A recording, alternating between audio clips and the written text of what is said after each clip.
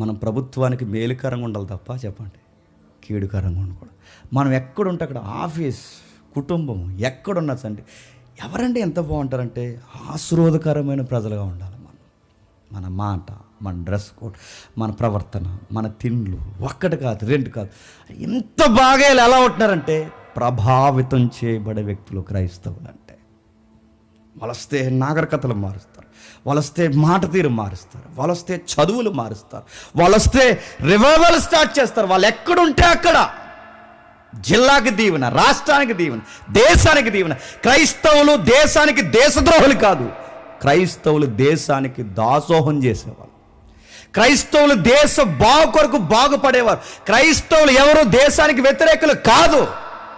చాలామంది ఈ మూఢభక్తిని చెప్పేస్తున్నారు. ఇదిగో మీరు ఈ మతంలో ఉంటేనే మీరు భారతీయులు, ఈ మతంలో లేకపోతే మీరు భారతీయులు కదంటే మతానికి భారతీయ పౌరసత్వానికి సంబంధం ఏంటి? అసలు మతానికి నడుతున్న పుట్టుకతో లేని మతం, పుట్టుకతో వచ్చిన భారతీయ పౌరసత్వానికి సంబంధం ఏంటి? లేని పోని పెడుతున్నందుకు చూడండి, మన భారత స్వతంత్ర దేశంలో అత్యధికంగా ఎక్కువగా స్వార్థం లేకుండా నిస్వార్థంగా ఈ దేశానికి సేవ చేసింది ఎవరో తెలుసా? మన క్రైస్తవ బిడ్డలు చేస్తారు. వాళ్ళ ఉద్యోగాలు తాకడ పెట్టారు, వాళ్ళ వైద్య వృత్తిని తాకడ పెట్టారు, వాళ్ళ లాయర్ వృత్తిని తాకడ పెట్టారు. ఒకటా రెండా? ఈ స్కూల్ మీరు చూస్తున్నా, అక్కడికి వెళ్ళి చూడండి, ఆ తల్లులు ఫోటోలు ఉంటాయి. Shadow school, girls high school మనం ఏదో చదువుతున్నాం, అక్కడికి వెళ్ళి చూడండి. ఎప్పుడండి వాళ్ళ దేశాలు వదిలి వచ్చి ఇక్కడ అడుగుతున్నాను. ఆ పుష్కర గడ్డ పక్కన ఉంటాయి మీరు చూడండి సమాధులు. ఏ దేశం అండి వాళ్ళది? సమాధులు ఎవరో శుభ్రం చేయట్లేదు, వదిలేదు. మీరు ఇటు సైడ్ వెళ్ళినప్పుడు ఆ రో బ్రిడ్జ్ ఉందిగా, పక్కకి వెళ్ళిన తర్వాత మీరు చూడండి బ్రిటిష్ సమాధులు అని ఉంటాయి, అందులో కొన్ని క్రైస్తవ సమాధులు ఉన్నాయి.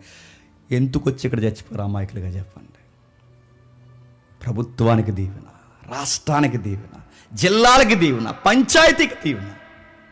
నువ్వు ఎంప్లాయ్ అయితే నీ పైన ఉన్న అధికారికి దీవెన. బైబిల్లో ఈ లైన్స్ మీకు కనిపిస్తాయి చూడండి. యోసేపు వెళ్ళిన తర్వాత జైలు అధికారులకి రెస్ట్ వచ్చేసిందంట.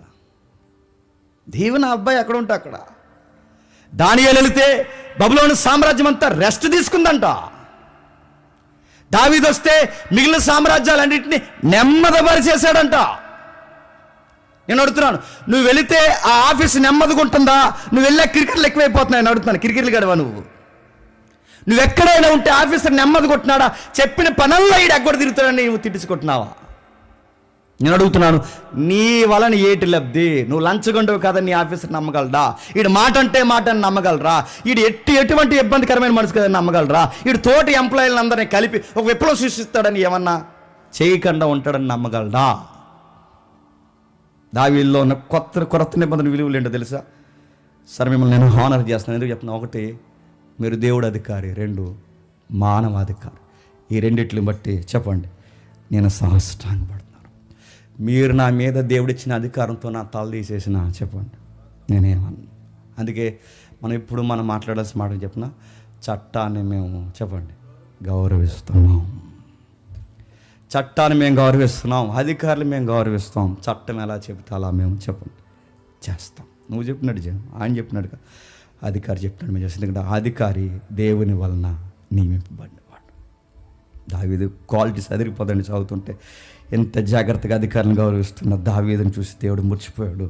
ఆ 9వ వచనం ఏం జరుగుతుంది? 24వ వచనం ఎంత చక్కగా మాట్లాడుతున్నారు చూడండి. ఇది ఎప్పుడైనా మీరు ట్రై చేయండి. ఇప్పుడు లైఫ్లో మనకి ఎనిమిస్ ఉంటారా? వివేకానంద స్వామి నువ్వు చెప్పు, ఉంటారా కదా? దావీదు కోర్టులో వాదించినట్టు వాదించాడండి ఇక్కడ. అందుకు ఒక ఆయన ఏమంటాడంటే, దావీదు మంచి న్యాయవాదంట. ఈ శత్రువు సుదీర్ఘమైన ఈ గొడవని కోర్టులో పెడితే దావీదుకి వ్యతిరేకంగా సాక్ష్యం చెప్పడానికి వచ్చిన వాడిని కూడా చెప్పండి దావీదు మార్చేసుకుంటాడంట. ఇది ట్రై చేయండి, ఖచ్చితంగా పనిచేస్తుంది. ఎంత బాగా మాట్లాడుతున్నాడంటే 24వ అధ్యాయం 9వ వచనంలో, సౌలు తిట్లనెను,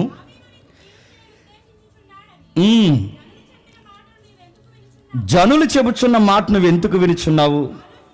ఆలోచించు. ఈ దినమున యెహోవా నిన్ను ఎలాగూ గృహలో నా చేతికి నిన్ను అప్పగించనో అది నీ కండ్లారా చూసితివే. ఆయుధం 9వ వచనం, త్వరగా ముగిద్దాం. సౌలు గారితో అంటున్నారు, దావీదు గారు ఏమంటున్నారంటే సాష్టాంగపడ్డాడు. ఆ ఇమేజ్ మీకుందిగా, సాష్టాంగపడే మాట్లాడుతున్నాడు. ఆయన సాష్టాంగపడుతూ తల ఇలా పైకెత్తి ఆ మోకాల మీద ఉండి సౌలు గారితో మాట్లాడుతున్నాడు. ఎంత బాగా మాట్లాడుతున్నాడు అంటే, అయ్యా మీకు విషయం చెప్పాలి, ఎందుకంటే నా మీద మీకు అంత అసూయ అన్నాడా? అలా అంటే ఎవడన్నా ఒప్పుకుంటాడా? అందుకని న్యాయవాది ఆయన. ఎప్పుడు ఒక డీల్ చేస్తున్నప్పుడు మైనస్లు ఎత్తి మాట్లాడారో ఇంకా మైనస్ అవుతుంది. వాడి దగ్గర మాట్లాడాల్సిందే చెప్పనా, మంచోళ్ళు సార్ మీరు. ప్రాబ్లం మీరు కాదు సార్, చెప్పండి చెప్పండి. ఎవరో మిమ్మల్ని రాంగ్ వేలో చెప్పండి నడిపించారనగానే అప్పుడు వెంటనే ఎస్ బ్రదర్, అవును. కొంతమంది ఎదవలు వాళ్ళు తయారయ్యారు నా చుట్టూ అంటారు. అలా కాకుండా అందరిని చెడగొట్టిన ఎదవ నువ్వే అంటే ఏమంటాడంటాడు? చెప్పండి, ఏం చేస్తాడు చెప్పండి. అన్నిటికి కారణం నువ్వే, చుట్టూ వాళ్ళందరూ పాడు చేస్తాడు, నువ్వే కారణం అంటాడు. మారతాడా? తెలివైన న్యాయవాది దావీదు. అందుకే ఏమంటున్నాడు అంటే న్యాయవాది దావీదు ఏమంటున్నాడంటే, సౌలు తిట్లు అంటున్నాడు, దావీదు నీకు కీడు చేయవాలని ఉద్దేశించుచున్నారని జనులు చెప్పిన మాటలు మీరు వింటున్నారా సార్? నా డౌట్ సార్ అంటే ఏమంటున్నాడు? నాకు డౌట్ సార్ అంటే ఎవరిని నేరస్తులు చేయట్లేదు చెప్పండి, సౌల్ని నేరస్తులు చేయట్లేదు.